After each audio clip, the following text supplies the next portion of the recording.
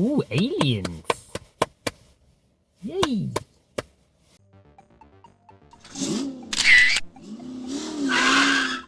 G'day, it's Adam here again with another quick instant movie review for you. So tonight I called Alien Romulus.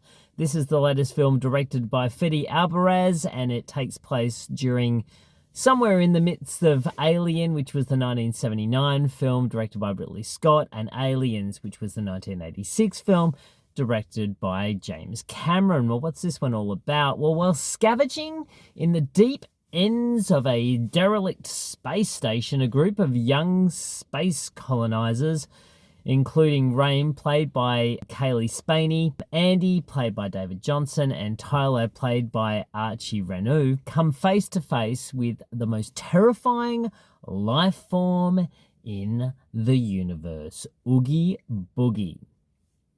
So, this film, so obviously there's been a varying degree of Alien movies, and I think the biggest problem with the Alien films is the over-explaining.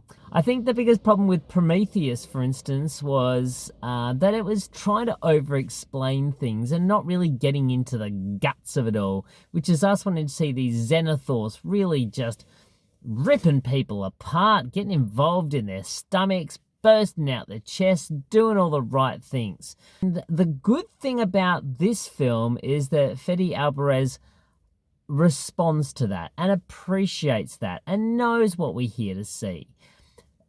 I guess the thing with this film is it's going to polarize a few people for a few different reasons. Number one, those people that have seen the original, I'm going to say the two films, I'm talking Alien and Aliens. Those that really go, all right, we know the nostalgia of it. This is going to feel a little bit like a greatest hits package. It does really lend a lot from those two films. And not that that's a bad thing, because Fede Alvarez, while he does lend from these films, he does put his own visual stamp on it. And the one thing I would say about this film is it looks absolutely amazing. Some of the visuals in this are really great, and it's obviously because it's set in that kind of, between the 1979 and 1986 film, it's got that whole dirty Star Warsy nostalgic stuff. So this is a world where, this technology is old, everything is dirty, everything is a bit grotty, including the people. Kaylee Spaney, I'd say, in this film is really good. It's always going to be hard to match to Sigourney Weaver, who was just so amazing in all of the Alien movies, really. I think the biggest thing for me with this is that I don't know, and this is going to sound terrible, but I don't know if she's a strong enough lead. If we're really delving into that world and into her intentions to be able to go up and do this mission, that we really should have tapped into that emotion a little bit further, and that determination to do what she needed to do should have been stronger. I do like David Johnson's character of Andy. And I won't say too much about how he works, but he is very strongly connected to Rain, and his performance is really good. And it'll be a very hard line to toggle. And at the very start, I was like, okay, well, what is he, what's going on?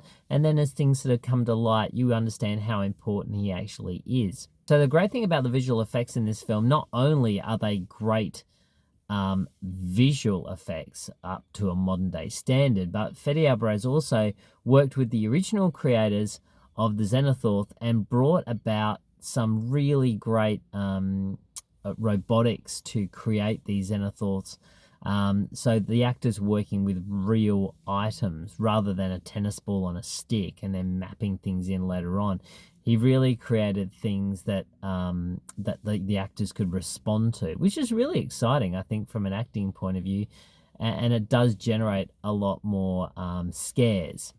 There's some great action sequences in this. There's some really clever use of gravity. One thing that did bother me a little bit about this film was the score. I felt like the score was doing a little bit of too much heavy lifting, and also felt weirdly out of place in some sections. The use of strings was really odd, and I felt like probably more of a synth score probably could have lent itself a bit better.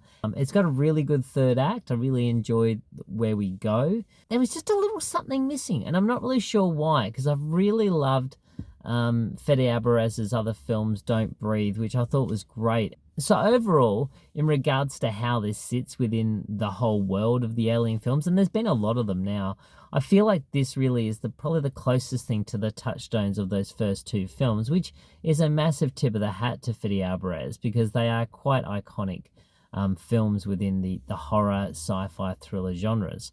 And he does capture a lot of that essence in here. I just feel like there was a little bit of heart missing.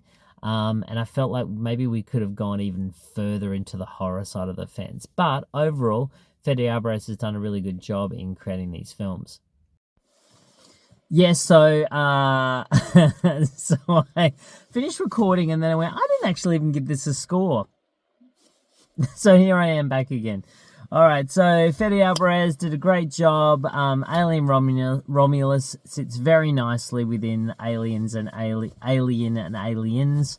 It certainly hasn't damaged the reputation of the franchise. If anything, it's probably given it a little bit of a good side, and we like this. So, Alien Romulus, well done, Fede.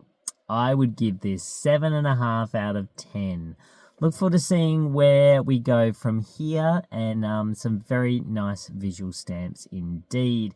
So that's it from me again. Don't forget to subscribe, tell your friends, tell your family, dogs, cats, goldfish, if they remember, get them to subscribe. And I'll catch you all next time here in my, I hope that's not an alien, in my car. Maybe?